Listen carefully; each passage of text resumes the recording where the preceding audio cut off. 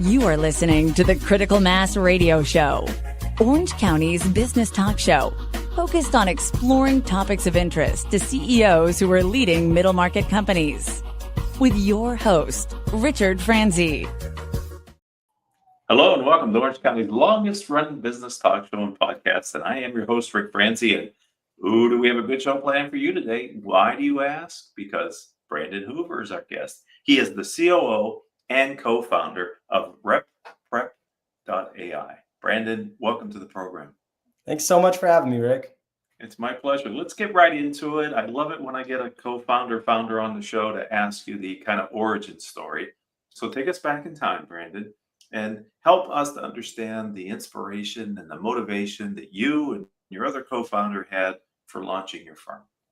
Absolutely. So to go back even further than that, I've been an entrepreneur since I was about 10 years old. I was selling t-shirts. I became a personal trainer.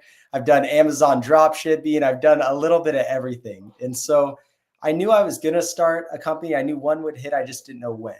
And so after college, I did medical internships. I was a pre-medical student, decided though to go into medical device sales. And that's where I landed at Stryker. And so I was an orthopedic sales rep for a long time and then moved over to oncology diagnostics. And so my co-founder and I have like identical resumes. And throughout orthopedics, throughout heated trauma as well, throughout diagnostics, we noticed that there was a gap missing between the information that companies wanted to give their reps and them actually portraying that information to physicians when they had their sales calls. And so we ended up creating RepPrep just for us to be able to personally hit President's Club. And it worked really, really well. And so we started to kind of slowly introduce it to our close network of friends and peers in other industries. And we kept getting such good feedback that we decided to create the commercial product. So I love it when an entrepreneur creates a business that works for them, and then they figure out, hey, this can scale. There's other people who have a need. That is really a powerful origin story. And I'm wondering, I know that the company has been publicly available. You know, you launched it, let's say, less than a year ago. But I also know that you and your partner were working on this idea for a while. I'm wondering, have you had any pivots to the original idea or any changes to the business model? Absolutely. So it was a completely different product with a different name about 2.5 years ago. It was actually called CheckRep. And it was more for reps to keep their book of business with them as they go from company to company to build their resume and to help standardize the interview process. And then we had our pre-call planning software which is now RepPrep, that was going to be built inside of that. But it ended up working so well, and it was such a futuristic, amazing product that we decided to scrap everything that we did before. And we spent 1.5 years on and start brand new with RepPrep. And so it's strictly a pre-call planning tool to help identify new target physicians, as well as find out every ounce of information you could possibly need on each one of them for a sales call. So knowledge is power. And in this day and age, clients and prospects expect the salesperson to be knowledgeable. Oh, yeah. Because you can find out so much on your own through the internet and social media. So let's specifically talk about this version of RepPrep. You sort of touched on it, but let's go back and make sure we cover the bases. What problem are you solving? What's your niche?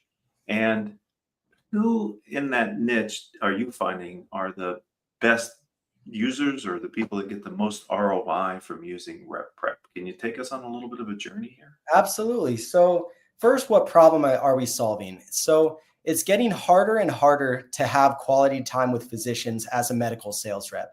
It doesn't matter if you're an orthopedics device, capital sales, if you're a pharmaceutical rep or diagnostics. It's such a saturated market environment that at most, you have maybe 1 to 5 minutes to blow a doctor away. And it is so competitive in this market where each doctor will probably see 10, 15 reps every single week. Or you might be in cases and surgeries and you get 30 seconds with a doctor when they're cleaning their hands at the scrub sink. So typically what we've seen a trend happening over time is most people become a relationship-based salesperson, where it takes time. It's really not the most conducive to getting new business now in an industry where you crush it one year, they're going to double your quota the next. And so we wanted to make that 30 seconds you have with a doctor actually meaningful.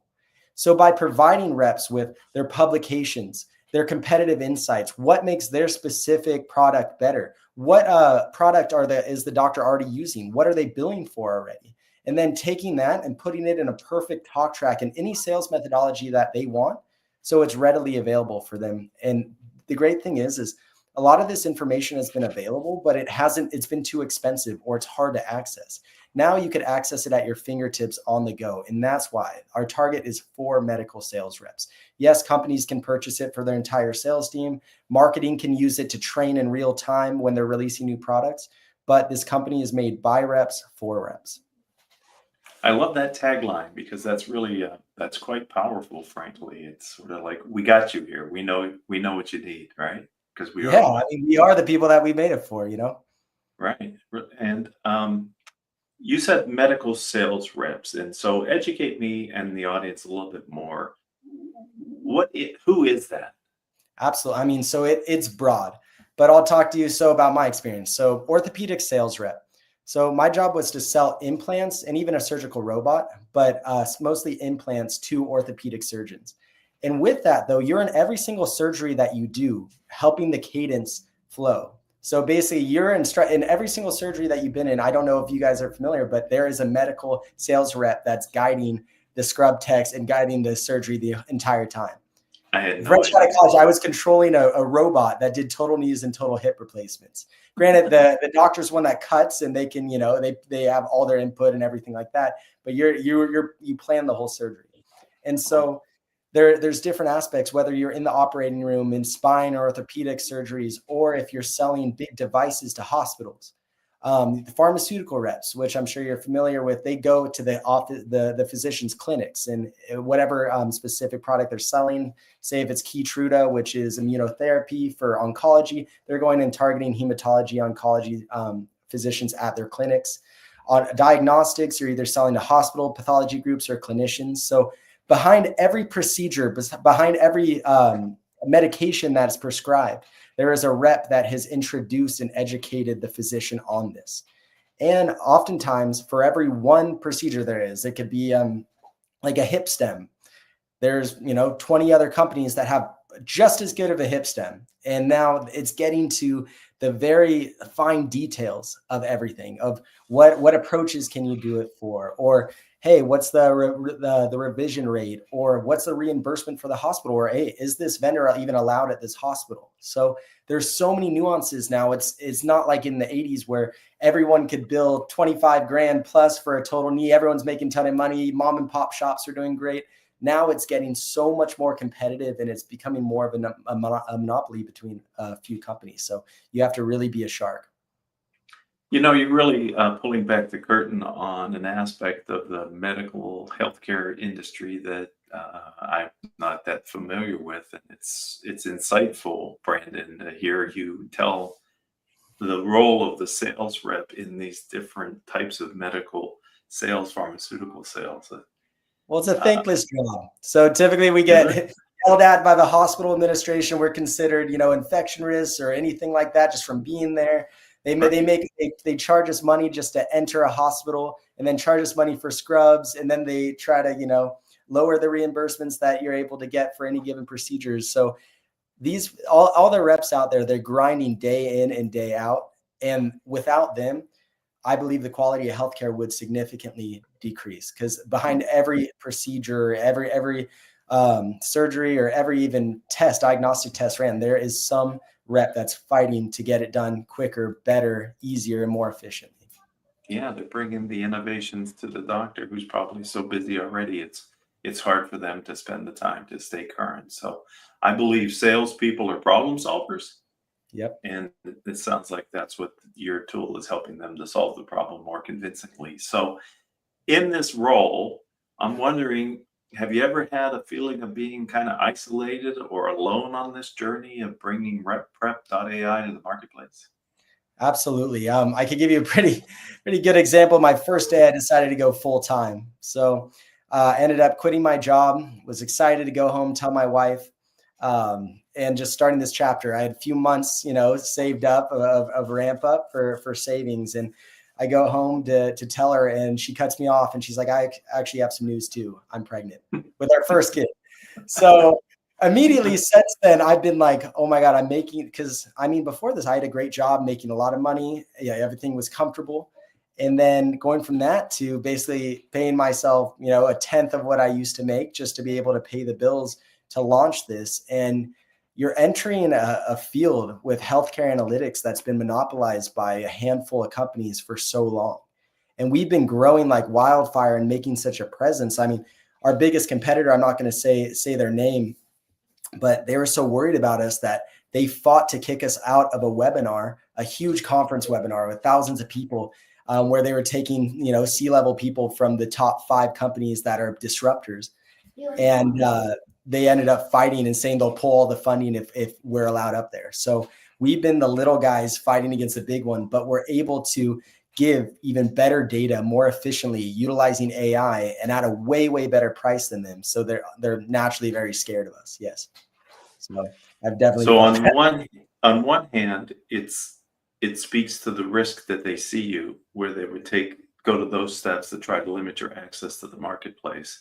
But on the other hand, you got to be careful you don't get trampled by the elephants, right, in your industry too. Yeah. So the other co-founder, he's a lot more like aggressive than me. He's great at marketing, and so we've been loud from the beginning. And I'm more like, oh, maybe we'll go in the shadows. But I love we were able to go from 0 to 100 super, super fast. But we did not make any friends with the bigger companies in that meantime.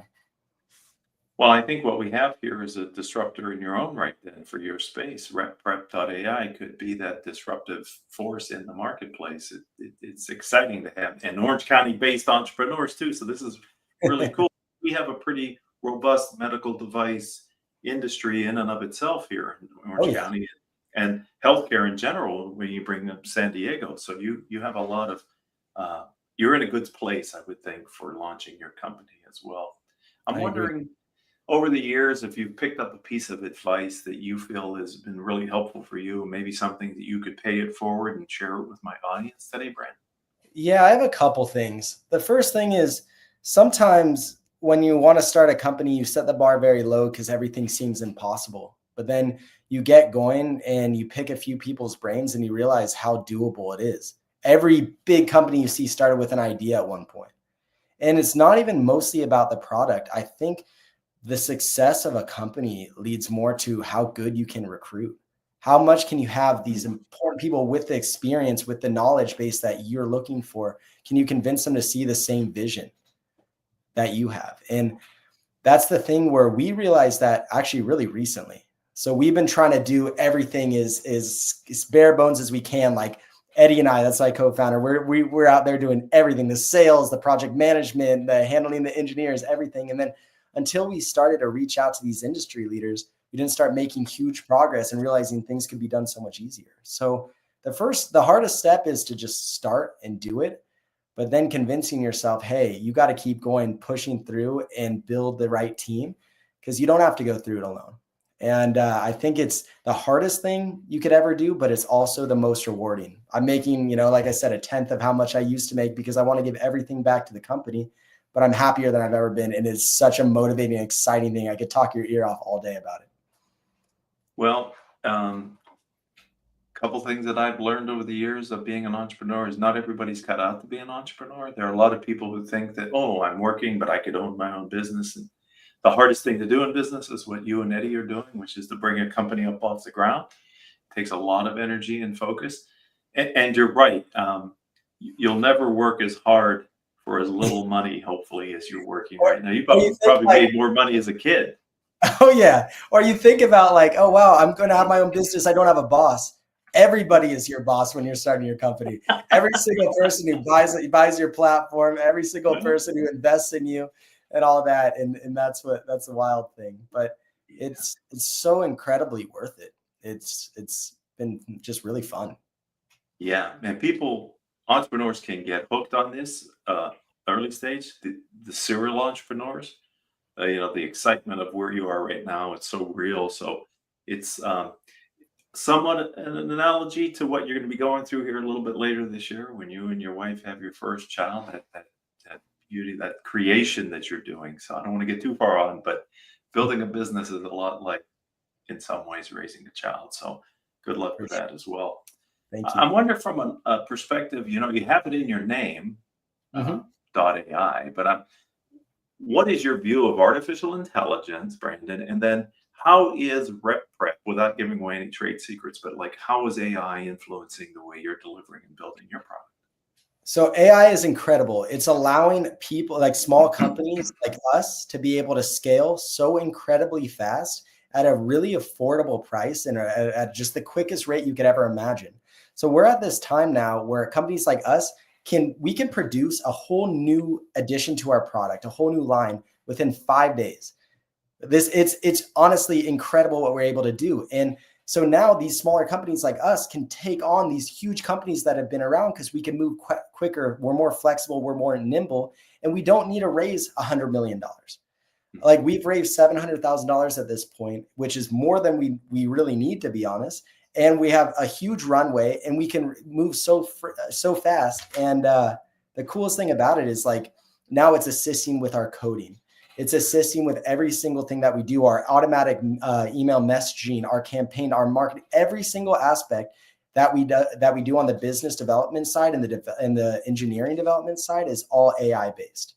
And so on our platform, we have RepPrep.ai because we actually utilize cutting edge AI for every single plan that we pull. And we haven't even scratched the surface on it. But right now we take our huge proprietary data set, we feed it into multiple different large language models. We have about 6 different AI calls for every single report that we pull. That takes our information, organizes it, makes it amazing. It web scrapes all accredited sources. We prompted it with a checks and balances system to ensure that there's no hallucination whatsoever. And then it prompts it there. But now I can't really talk about a few things that we'll be releasing. But the fact that I said that we're not even scratching the surface is we have so many things in the pipeline that have never been done before.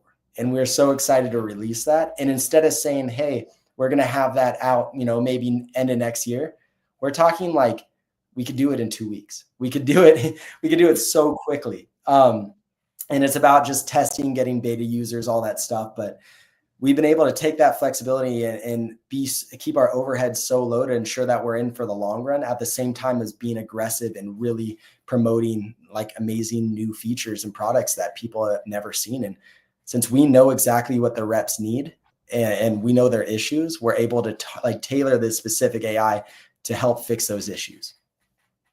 What an inspiring answer. Thank you, because you kind of, it's a tour de force answer in a lot of ways, because what I heard you say is building it on AI makes it easier to raise money because you're leveraging AI. More people want to be in that business. Leveraging AI makes it easier to do the business because you don't need as many people, so you don't need as much money to scale it. And your time to market is greatly reduced because you're able to iterate much more quickly in the early stages. And so these are fantastic ways to use this innovation to build a business that didn't exist before in a time frame that is probably unheard of, and that having the opportunity of doing it this way from the beginning feels to me to be an advantage over someone who has an existing architecture and has to figure out how to bring these features into that existing platform. That's probably far more challenging than how you're doing it.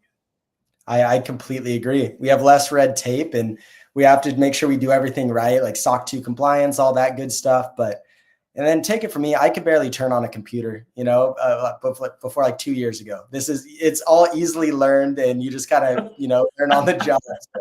So, we have a great CTO, a great engineering team who we lean on pretty heavily, but anybody could really do this. Innovation is it's the mother of the next generation of whatever we're coming up with. And you're a great example, you and your partner, Brandon, of how two entrepreneurs can figure out how to build a business using the latest technology and innovation that's out there. So let's shift you to the future then. What's your vision, your shared vision with your co-founder for the future of RepPrep.ai? So it may sound a little bit cliche, but we want to be the one-stop shop for everything medical sales. So we know exactly what the daily medical rep, whatever that is, whether it's pharma, diagnostic, orthopedics, device, anything like that needs. And we want to be able to provide this incredible data that they need, but also make it in a very easily digestible format. But then we're not going to stop there. We want to make sure it is so affordable that every single rep, whether you are the first day on the job associate making 45 or 60,000 a year, can easily do it. And that's what we're going to stay. And that's our motivation right there. We want to make sure that we know how hard this job is. Trust me, I have mostly gray hairs that you can't see right now, but the job is so hard that we want to make sure that we can take some of the brunt away by providing this data, by making it easy for them to identify and understand who their targets are, helping them increase their closing rates. And there's so many more features that we're going to be adding. So we just want to be able to be that sole app that is actually useful, instead of being the one that costs $2 million and the utilization across a company is 16% that we see time and time again. So long-winded, but yeah. Not at all. It's another interesting journey that you and your co-founder are planning for yourselves. And I was impressed when you and I first talked that how laser focused you are on your niche. And I believe that's critical to early stage company success. But sometimes people think having a niche like this is limiting. But as you talk, it's clear once you have kind of mindshare ownership in that niche, there's a lot of your clients will probably also help you to expand your offerings to what they'd like to see your platform do too, which the niche can be very broad, even though it starts out to be very focused. So I really commend you both on your focus. I love that. If someone would like to connect with you, Brandon, or learn more about RepPrep, how do they do that? Best way is to go to www.RepPrep.ai. There's going to be a book demo button that's available on our landing page. Click that. That gets sent to me and my co-founder, and we'll set up a meeting with you right away. You could schedule the calendar whenever best fits you. We are on East Coast time. We're on Vietnamese time. We're on India time. We're on every time. So it doesn't matter, whatever works for you guys. And you can always connect with me directly on LinkedIn as well. My name is Brandon Hoover. So, well, I told you at the top of the show, ladies and gentlemen, we had a good one planned, and Brandon, you did not disappoint. Last point from my perspective, it's such an advantage for early stage founders and entrepreneurs to have experience in sales. And that's what you and your partner certainly have. And I'm sure it's benefiting you in ways that are really critical to the early stage nature of your company. Absolutely. Got to get used to meeting people you don't know yet and talking to them about something they don't understand. So that's fantastic. And so thank you for giving me some time to be on our show. I really enjoyed the interview. Appreciate it. Thanks so much, Rick. And thanks to the audience. You're part of Orange County's longest running business talk show and podcast. If you're an Orange County entrepreneur, founder like Brandon, and you'd like to be a guest on our show, it's easy. If we're not connected on LinkedIn, I'm Rick, R-I-C, Franzi, F-R-A-N-Z-I. And reach out to me and let me know you would like to be on a guest on a future show. Between Haley, our producer, myself, we can get you ready to do what Brandon just did for us here. We have over 1,500 shows in our catalog, and we're adding more every week. Would love to feature you on our future program. Until the next time we all have a chance to be together, I hope each of your business decisions will move your companies in a positive direction.